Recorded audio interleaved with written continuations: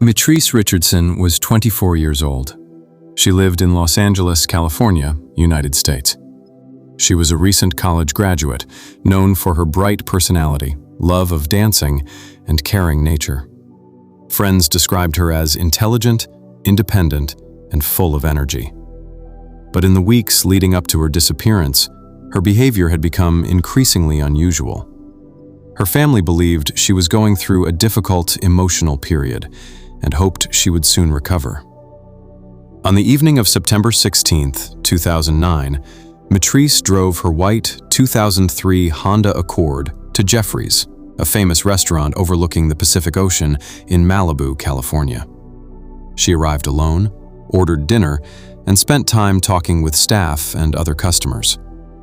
As the evening went on, employees noticed she seemed confused and was behaving strangely.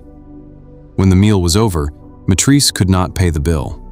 Restaurant staff contacted the Los Angeles County Sheriff's Department.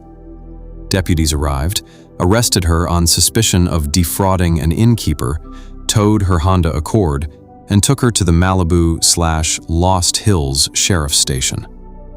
Just a few hours later, at approximately 1:25 a.m. on September 17th, deputies released Mitrice from custody.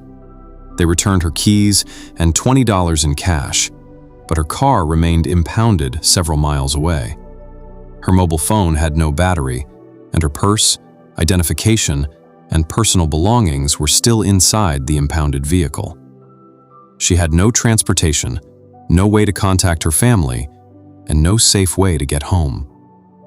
Security cameras captured Mitrice walking away from the sheriff's station alone into the darkness. She was never seen alive again. When Mitrice failed to return home, her family immediately reported her missing. Detectives, volunteers, search and rescue teams, helicopters, and tracking dogs searched the surrounding mountains, canyons, and roads. Days turned into weeks, and weeks turned into months. Despite an extensive search, there was no sign of Mitrice.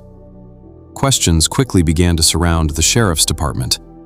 Many people asked why deputies had released a young woman who appeared mentally distressed into a remote area in the middle of the night. She had no car, no working phone, no identification, and no way to contact anyone. Her family later revealed they had even asked deputies not to release her if she seemed confused, believing someone would come and collect her in the morning. Nearly 11 months later, in August 2010, park rangers made a disturbing discovery deep inside the Santa Monica Mountains.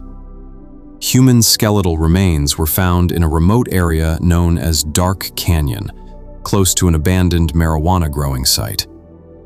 DNA testing later confirmed the remains belonged to Mitrice Richardson. The discovery only created more questions. Her clothing was missing. Her jewelry had disappeared. The remains were scattered across the area.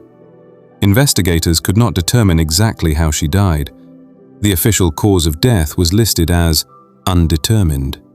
The investigation became one of California's most controversial missing person cases.